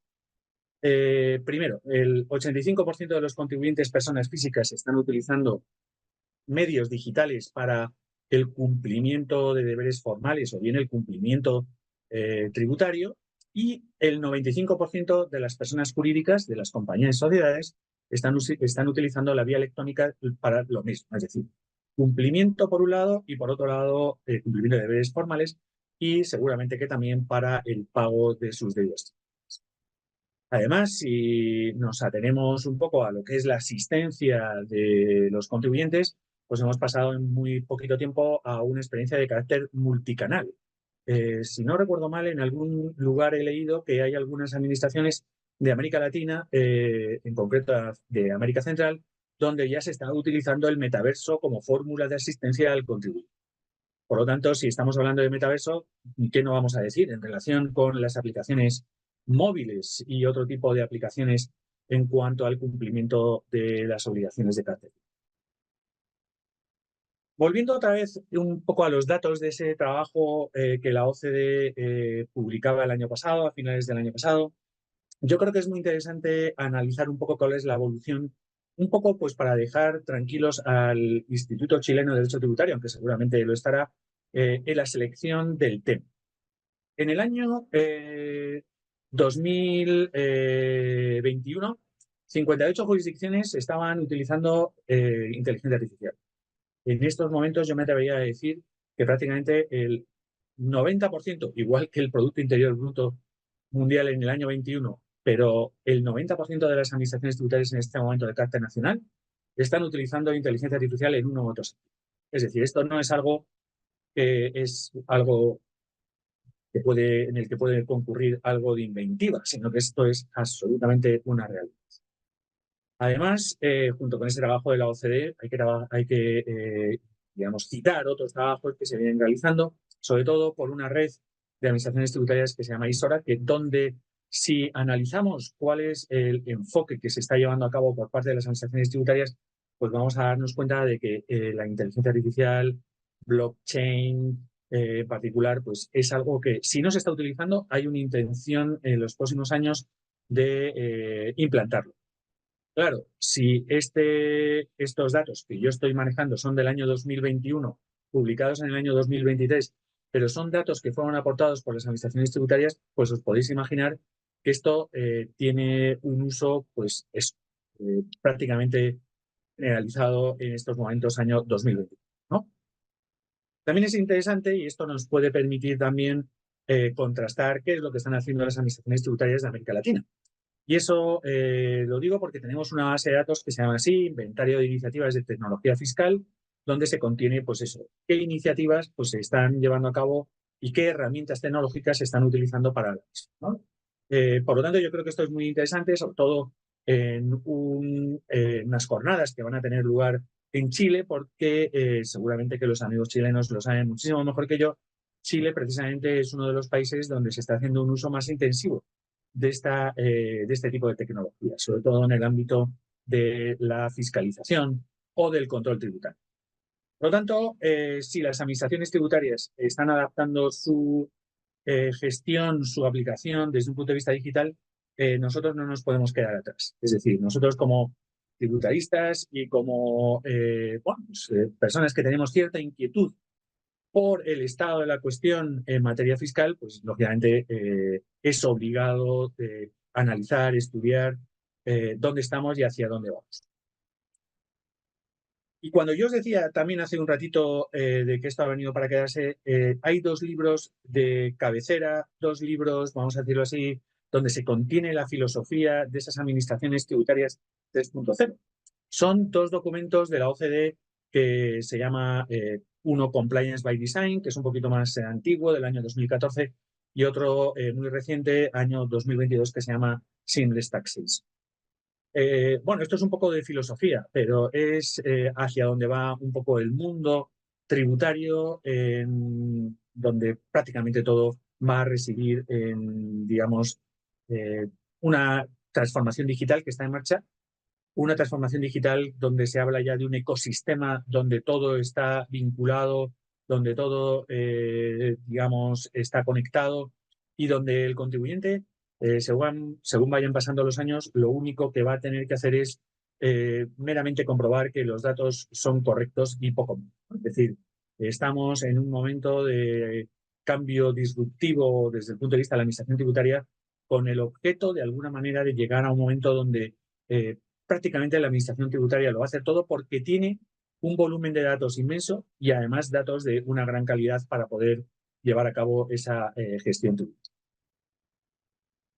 Aquí me he permitido incluir algunas de las iniciativas de las administraciones tributarias de América Latina, pero es solamente la punta del iceberg. Hay mucho más. Pero sí que me he permitido incorporar grandes áreas, un poco de por dónde van los tiros en el futuro inmediato, ¿no? Naturalmente, mucho tiene que ver con todo lo que es asistencia al contribuyente, el hecho de tener una administración tributaria 7/24, 365 días, el hecho de invertir mucho esfuerzo a la hora de la identificación digital de los contribuyentes a través, sobre todo, de un número que puede suponer de alguna manera nuestro documento nacional de identidad con algún tipo de modificación a efectos fiscales. Tiene que ver también todas estas iniciativas con 2 cosas. Una, la disminución de funcionarios en general de las administraciones tributarias, y 2, la merma de recursos que las administraciones tributarias tienen como consecuencia de la última crisis que hemos padecido. Si esto es así, y viendo que con la inteligencia artificial se puede realizar el mismo trabajo que se realizaba antes, incluso con mayor eficiencia y eficacia, pues es obvio que estamos en una tendencia, o estamos instalados en una tendencia prácticamente que no tiene posibilidad de parar. Todo esto, desde el punto de vista del contribuyente, lo que debe suponer es una reducción muy notable de las cargas de cumplimiento. ¿Por qué? Porque nosotros mismos somos los que estamos aportando los datos, a veces de forma directa, otras de forma indirecta. Y además esto, digamos que viene de alguna manera aderezado por el volumen de información cada vez mayor que las administraciones tributarias desde un punto de vista internacional pues están intercambiando. Esto, cuando de alguna manera se llegue a un momento prácticamente maduro de intercambio de información, esto puede dar lugar a que el cumplimiento a través de la administración tributaria de las obligaciones pues sea prácticamente todo. Es verdad que además este volumen tan inmenso de datos lo que va a permitir también es la segmentación de contribuyentes, es decir, la identificación de contribuyentes por, pues por sus especiales cualidades, como por ejemplo las grandes empresas o individuos de grandes patrimonios o, por ejemplo, sujetos que están trabajando en una determinada. Todo esto nos lo permite, naturalmente, ese volumen de datos que, trabajado de una forma constante y congruente, pues da lugar a que se puedan producir resultados mucho más eficaces, mucho más eficientes, con el menor número de contribuyentes, perdón, el menor número de funcionarios. Esto nos lleva, pues eso, a que la cooperación internacional cada vez es más importante, que igual que hace años, pues todo el mundo miraba cuáles eran los esquemas de planificación fiscal que se estaba realizando en otro país para tratar de implantarlo en el propio, pues ahora yo creo que estamos en la situación de ver qué es lo que están haciendo las administraciones tributarias de nuestro entorno, porque seguramente que esa otra administración que no lo está haciendo le va a quedar bastante poco para su cambio, ¿no? ¿Y por qué para las administraciones tributarias esto es relativamente sencillo? Bueno, yo creo que esto es algo que se ha puesto en común en muchas de las relatorías nacionales que han sido entregadas hasta el momento, y todas más o menos coinciden en señalar que las administraciones tributarias tienen buenos datos con carácter general. Esos buenos datos son masivos o son muchos, que algunas administraciones tributarias llevan recopilando datos de una manera inteligente ya muchos años. Al principio, pues seguramente para hacer simplemente tablas ahora con otro interés. Que es muy importante la transparencia y la información, que no siempre concurre en las administraciones tributarias, como tendremos ocasión de ver. Que la tecnología que probablemente primero salió adelante fue la tecnología que tenía que ver con la asistencia al contribuyente, porque la asistencia al contribuyente demanda muchísimos recursos y a veces es probablemente el área de la administración tributaria que, digamos, es más sufrida. Por lo tanto, lógicamente, tener un área de asistencia pues, sin destinar demasiados recursos humanos, pues lógicamente siempre va a ser buena desde el punto de vista de la eficiencia. Y también las administraciones tributarias han visto que es un instrumento fundamental, es un instrumento además muy eficaz en cuanto a la lucha contra la evasión y el fraude fiscal. Bien. Bueno, pues entonces si hemos llegado a este punto, es decir, el 95% de las administraciones tributarias dice que han utilizado herramientas analíticas o están utilizando ciencia de datos. Estos, acordaros que son encuestas que se producen desde el año 2018 a 2021, que el 54% de las administraciones están utilizando inteligencia artificial y machine learning, que el 50% de las administraciones tributarias han aplicado la automatización o robotización de procesos con incrementos de más del 22%, esto nos está diciendo algo. Esto nos está diciendo que hay mucho más de lo que verdaderamente sabemos que están realizando las administraciones tributarias. Y como no podía ser de otra manera, nosotros no podemos mirar tanto. Pero claro, yo creo que hemos hablado mucho de qué es lo que están haciendo las administraciones tributarias y ahora lo que tenemos que ir poco a poco es ir aterrizando sobre qué es lo que, digamos, los contribuyentes pueden ir demandando. Es decir, cuál es el estado de los derechos y las garantías de los contribuyentes. Vamos a empezar por lo más general para terminar en lo más específico. Y yo creo que aquí podemos ver estos 5 principios que me parece que son de primera importancia, ¿no? Son principios que ya han sido ampliamente tratados y son muy manidos, pero no por ello dejan de ser importantes, ¿no? En primer lugar, el principio de prudencia. Yo creo que precisamente por esa moda que tienen ahora las administraciones tributarias de utilizar este tipo de tecnología y de procesos, pues ha hecho que haya algunas administraciones tributarias que sean muy imprudentes y que prácticamente sin un paso previo por el sandbox, es decir, sin un paso previo por ver cómo pueden estar funcionando, directamente ponerlas a aplicar en el mundo real. Esto es imprudente. También hemos detectado que hay muchos problemas de discriminación, precisamente por los sesgos y por los black boxes. Nuestros relatores y comunicantes han puesto de manifiesto y han identificado ya algunas sentencias que tienen que ver precisamente con una discriminación en el uso, o mejor dicho, en la aplicación de algoritmos a casos fiscales, como por ejemplo el reconocimiento de deducciones fiscales en el impuesto a la renta en un caso holandés. Por lo tanto, cuidado con los sesgos que están a la orden del día y que pueden venir de muchas maneras. Pueden venir bien por el propio diseño del algoritmo o bien por los datos que se están manejando a la hora de que el algoritmo pues corra, ¿no? Después tenemos el principio de proporcionalidad, que es naturalmente muy importante en cuanto que, claro, no todo es inteligencia artificial para que esto funcione, vamos a decirlo así, de una manera totalmente engrasada. No, hay que también tener cuidado en relación con la injerencia que se produce en los derechos y las garantías de los contribuyentes. ¿no? No todo vale. El principio de transparencia, importantísimo. Me gustaría saber cuáles son los algoritmos que se están aplicando, cómo funcionan, cuál es su código fuente. En estos momentos, pues lamentablemente la transparencia pues brilla por su ausencia. Naturalmente es muy difícil que una administración tributaria ponga de manifiesto cómo o cuál es el código fuente del algoritmo. Muchas de ellas, por la española, lo que viene a decir es que si revela cuál es el código fuente, pues entonces no va a tener tanta eficacia en la lucha contra la evasión y el fraude fiscal. Y por último, pues naturalmente todo lo que es la gobernanza de datos, todo lo que tiene que ver con la privacidad de los datos, la intimidad de los contribuyentes, etc. Como veis, importancia notables. Aquí tenemos algunos de los casos o supuestos que los relatores y comunicantes de nuestro tema pues han ido poniendo de manifiesto. Hay otros más, pero esto lo que nos permite es ver digamos, la amplia banda, nos permite ver un poco todo lo que se puede hacer con el uso inteligente y estratégico de los datos, ¿no?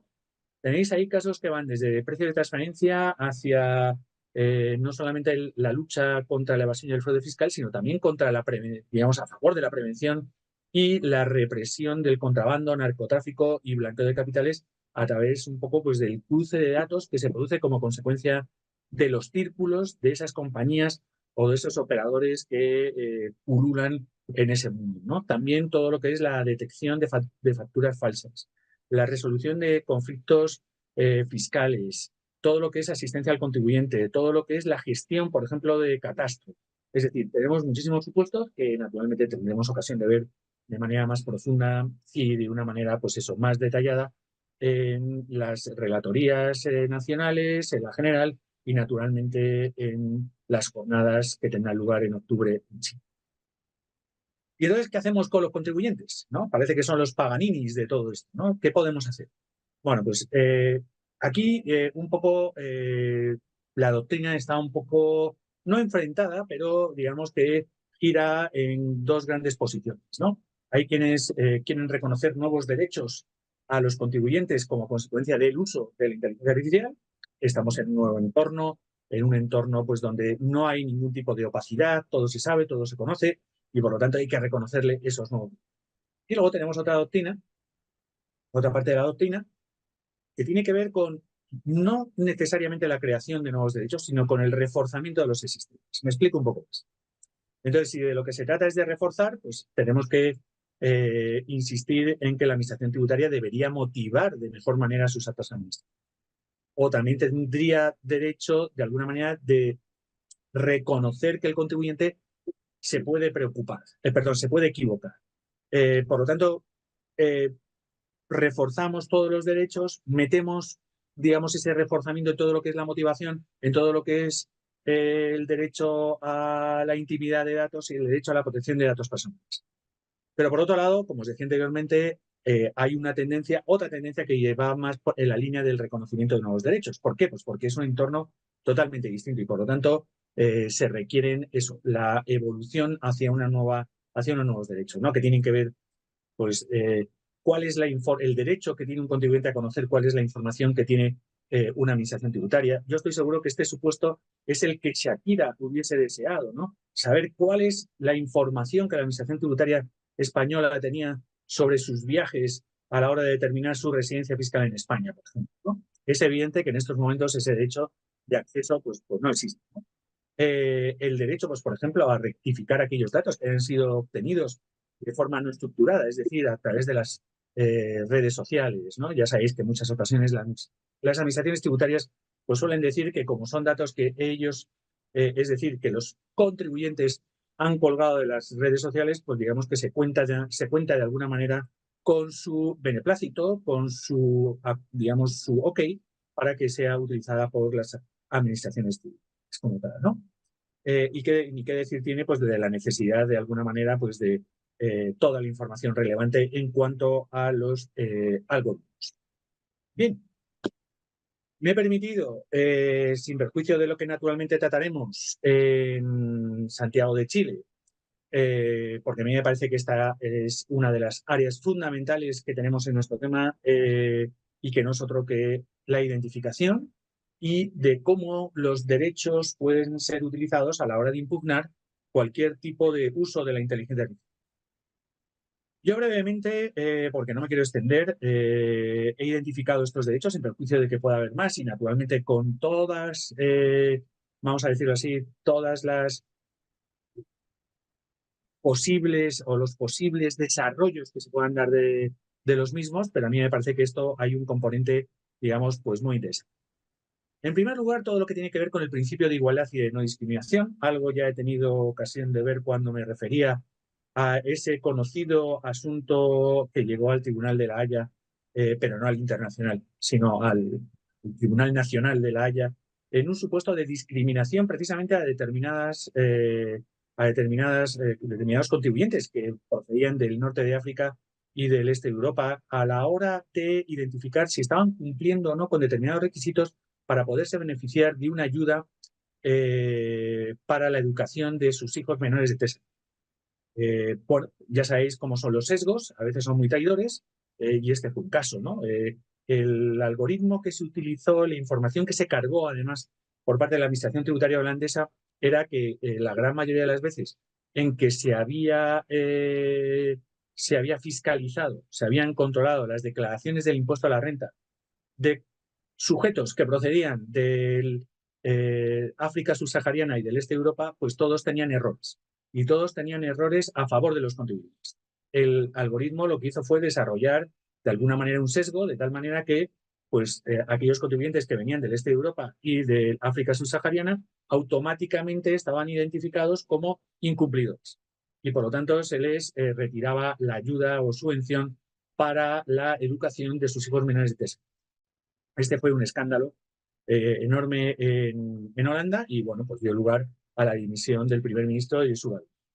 Pero bueno, no tenemos que olvidar que, por lo tanto, es un área muy importante y que es muy difícil determinar cuándo estamos en presencia de esa discriminación, cuando, sobre todo, no conocemos cuál es la información que la Administración Tributaria tiene o cuál es el algoritmo que se está aplicando. Derecho a la tutela judicial efectiva. Este es fundamental. El derecho a acceder al proceso, a los recursos legalmente establecidos. El derecho a ser oído, a ejercer los derechos e intereses legítimos en un proceso. Esto es fundamental. ¿Esto por qué lo pongo de manifiesto en este punto?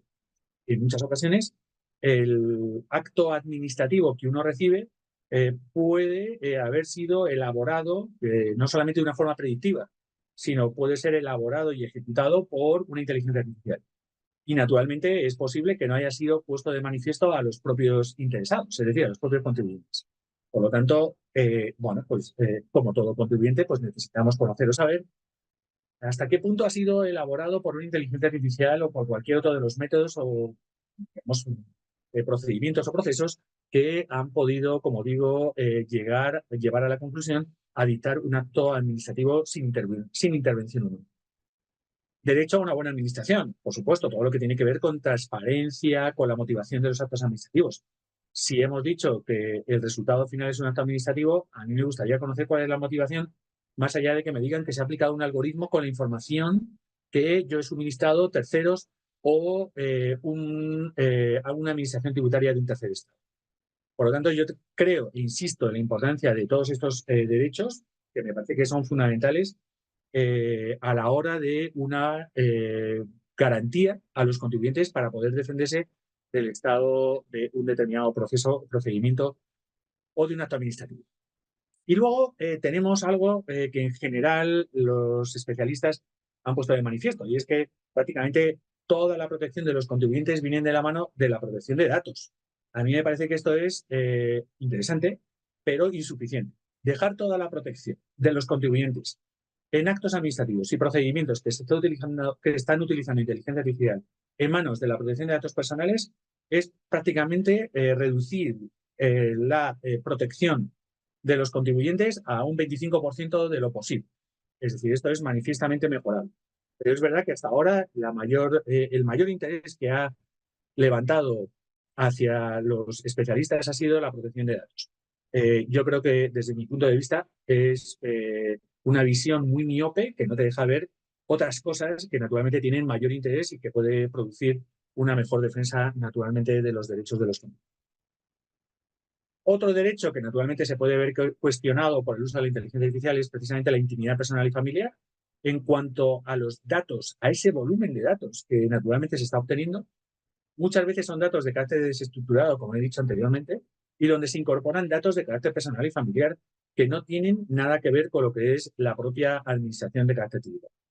Por lo tanto, yo creo que es otro elemento que naturalmente tenemos que examinar y que tenemos que analizar y que vamos a tener en cuenta, pues naturalmente, a la hora de llevar a cabo nuestros estudios y nuestros trabajos. Y por mi parte, pues nada más. Agradeceros por estar aquí presente, por hacer el seguimiento de este pequeño avance que hemos hecho en nombre de los relatores nacionales y de los comunicantes. Y naturalmente, pues sería un placer poder veros y saludaros en Santiago de Chile en el mes de octubre. Muchísimas gracias y cedo la palabra de nuevo al moderador. Perfecto. Muchas gracias, Fernando, por aproximarnos a este tema tan novedoso. A continuación, quisiéramos hacer algunas preguntas, ocupar unos minutos para transmitir algunas preguntas que nos han enviado a través del chat los asistentes a esta charla internacional. La primera pregunta sería para Fernando Serrano, en materia de inteligencia artificial. Y la pregunta consiste en cómo puede el contribuyente ejercer impugnación de actos de la administración mediante inteligencia artificial o requerimientos automáticos. Muchísimas gracias. Primero por el interés, porque siempre que hay una pregunta es que ha habido un interés en la materia y eso, pues naturalmente nos debe poner pues, muy contentos, ¿no? Vamos a ver, dos cosas, ¿no? Impugnación de actos. Claro, aquí tenemos un pequeño problema y es un gran problema. Y es que en muchas ocasiones las administraciones tributarias no están identificando que el acto tributario ha sido objeto de inteligencia artificial. Por lo tanto, naturalmente, cuando uno no conoce, pues claro, no sabe.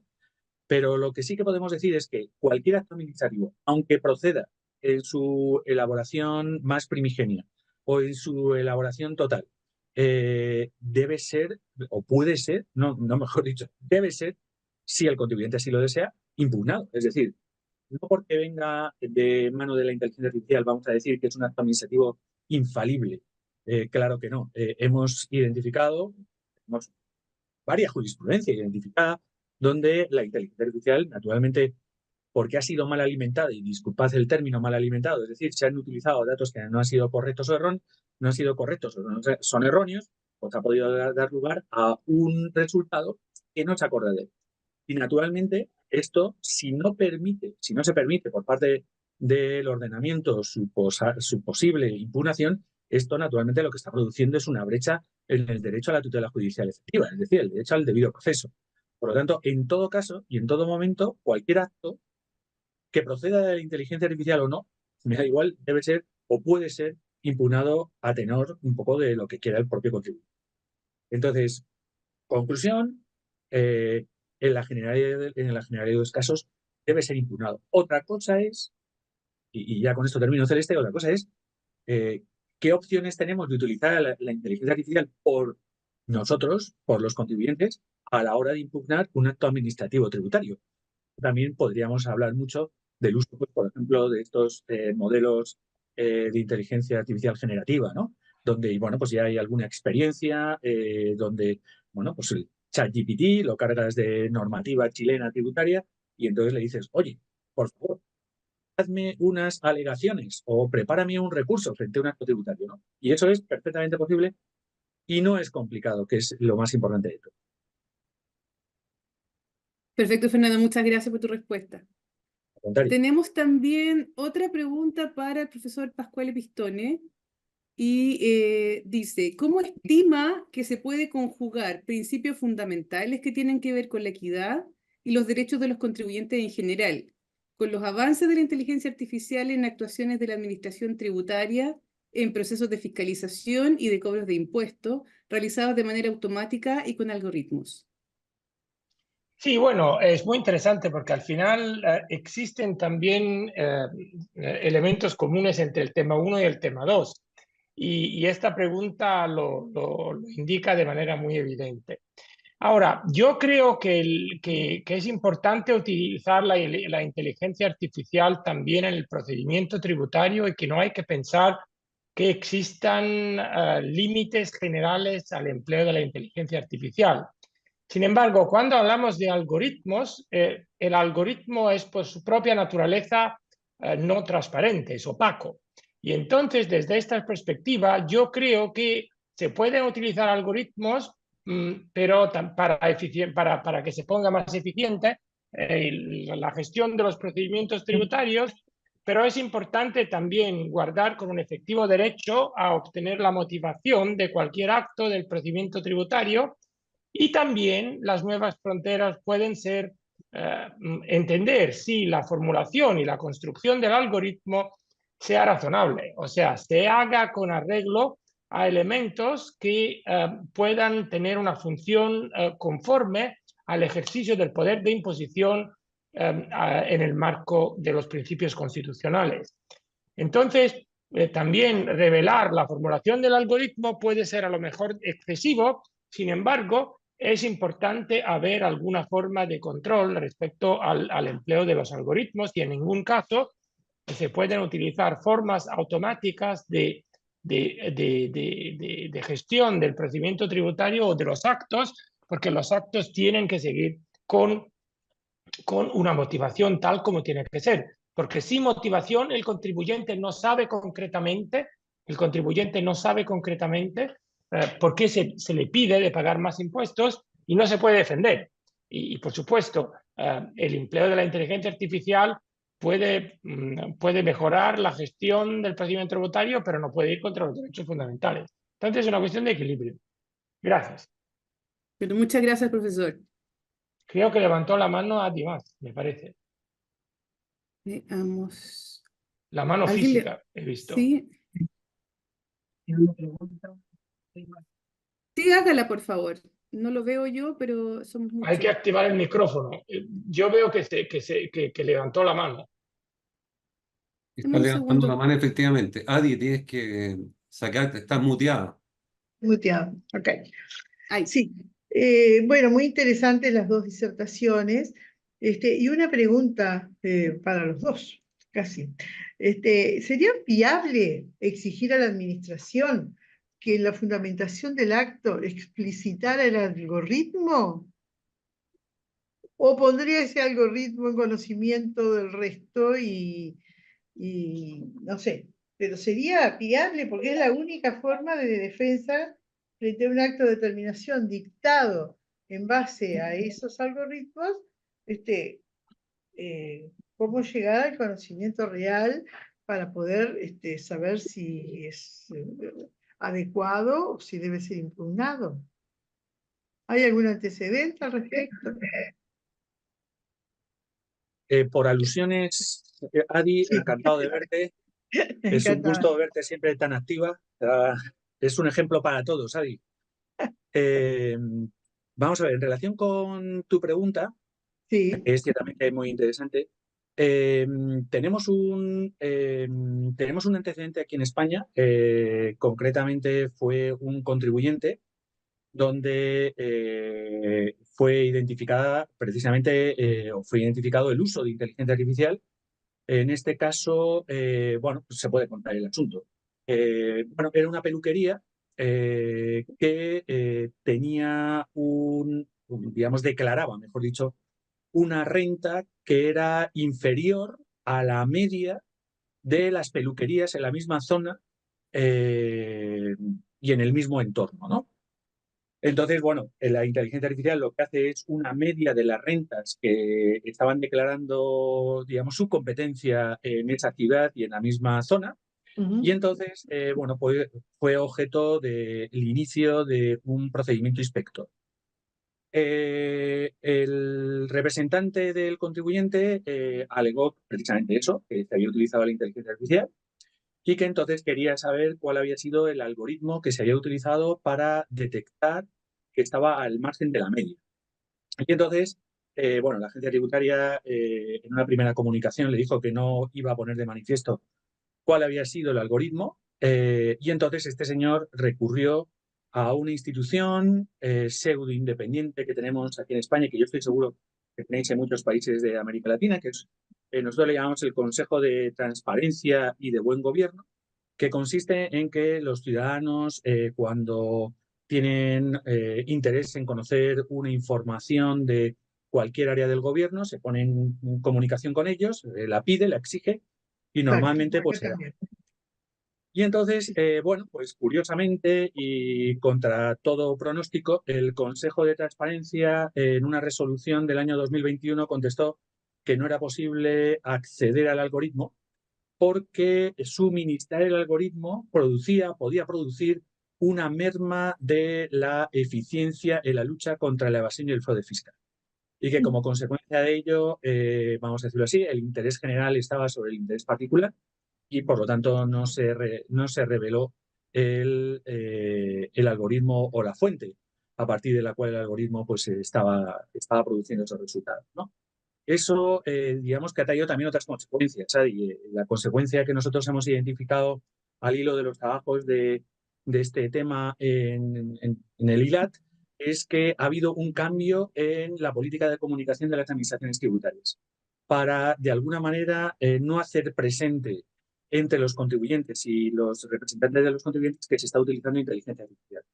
De tal manera que ahora mismo lo que suele ocurrir es que hay mucho trabajo interno, mucha inteligencia artificial, uso masivo, patrones, etcétera, pero los actos administrativos y las relaciones con el contribuyente no se menciona el uso de la misma, sino que van los documentos firmados por funcionarios, personas físicas, y la inteligencia artificial es como que ha pasado a un segundo plano. Es muy curioso, ¿no? Pero es muy indicativo. Pero, Muchas digamos, gracias. un minuto, siendo fundamental en el acto administrativo la fundamentación, ¿verdad? Del Sí, acto. Un acto de terminación tiene que estar fundamentado. correcto. Debe pasar esto por puede ser admisible que no se revele la fundamentación del acto si esta deriva del algoritmo. Claro, una cosa es lo que es la motivación y otra cosa es el uso de la inteligencia artificial. Entonces, la motivación del acto viene de la mano de, digamos, de la explicación que se concede en el hecho de que estaba fuera de los parámetros de la media, de lo que sería la mediana, en peluquerías del mismo número de metros cuadrados, en la misma zona, en la misma ciudad, ¿no? A partir de ahí, naturalmente, el representante del contribuyente debería atacar precisamente esa motivación. Es decir, no todas las circunstancias son iguales, ¿no? Y pongo un ejemplo. ¿Qué pasó durante la pandemia?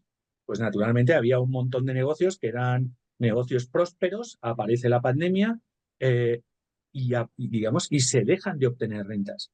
Entonces, si la inteligencia artificial sigue analizando sin que los datos o resultados estén matizados porque hubo una pandemia, entonces naturalmente los resultados que te van a dar son totalmente contradictorios. Es decir, sería parecido a digamos, al asunto de la peluquería que está obteniendo rentas por debajo de la mitad, o por mejor dicho, por debajo de la mediana de lo que ocurre en su sector en la misma ciudad. Entonces, claro, todo el uso de la inteligencia artificial naturalmente presenta estos sesgos, ¿no? ¿Por qué? Pues que a mí me da la sensación de que hay una parte de cierta inseguridad jurídica si no hay, digamos, una revisión permanente del algoritmo y naturalmente de su uso, ¿no? Por eso hay que poner, digamos, muy encima de la mesa pues todo lo que son los derechos fundamentales y naturalmente su defensa, ¿no? Y que no nos tenemos que quedar exclusivamente con lo que es la protección de datos, sino que la motivación es fundamental, ¿no? Y yo creo que ese es el talón de Aquiles de todo esto. Muchas gracias, Adi. Otario. Y muchas gracias, Adi. Quiero contestar brevemente yo también. Yo creo que comparto con Fernando el hecho de que concretamente la revelación del algoritmo puede ser problemática porque también puede no cumplir con su función. Sin embargo, lo que la administración no puede hacer sin algoritmo, no lo puede hacer con el algoritmo. Y en todo caso, entonces, es importante que la actividad de la administración quede sometida al control y a la revisión judicial.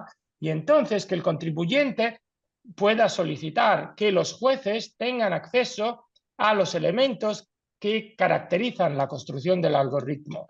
Por supuesto, ¿cómo puede saber el contribuyente cómo puede cuestionar el algoritmo si no tiene ni idea de lo que se indica? Y por esto yo creo que en todo caso sería bueno que la administración pudiera indicar de manera general los elementos que se incluyen, que están incluidos, no el algoritmo, sino los elementos que están incluidos. Por ejemplo, si dicen que en el algoritmo se incluyen las personas que tienen lentes. Bueno, esto puede ser, pero ¿cómo que tienen lentes? Exacto. ¿Qué tiene que ver? La persona que tiene lentes es irrazonable. Y entonces, desde esta perspectiva, esto puede permitir, por lo menos, que se haga una revisión judicial, porque lo que no se puede hacer sin algoritmo, no se puede hacer con algoritmo. El algoritmo no es la llave para tener acceso a lo que no se puede hacer, porque esto vulneraría los derechos fundamentales. Gracias, Claro. Ali. Gracias a usted. Muchas gracias, profesores, por su participación. Entonces, encontrándonos en el horario de cierre fijado ya, queremos agradecer sinceramente su asistencia y participación en esta charla y queremos invitarlos para que sean parte todos de las 32ª Jornadas Latinoamericanas de Derecho Tributario, que se van a realizar entre los días 13 y 18 de octubre de este año en el Hotel Sheraton en Santiago de Chile, donde contaremos con expositores de talla internacional y debatiremos interesantes temas en torno al derecho tributario moderno. Les recordamos que las inscripciones se encuentran abiertas en la página web de las jornadas de la ILAT, que son www.jldt2024.com. Los esperamos. Muchas gracias.